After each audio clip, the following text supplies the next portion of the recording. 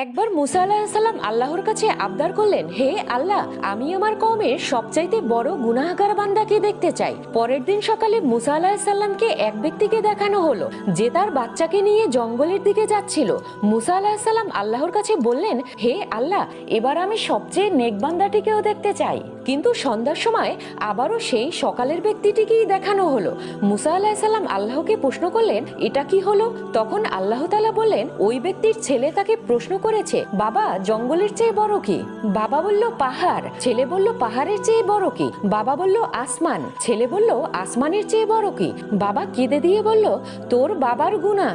ছেলে বলল, গুনার চেয়ে বড় কি? বাবা খুশি হয়ে বলল, আমার আল্লাহর রহমত আর ক্ষমা। আল্লাহ তাআলা ইজ্জতের সাথে বললেন, হে মুসা, ওই ব্যক্তির অনুশোচনা এবং আমার প্রতি অগাধ বিশ্বাসে আমি এতটাই খুশি হয়েছি যে তাকে গুনাহগার থেকে নেক বান্দা বানিয়ে দিয়েছি। সুবহানাল্লাহ।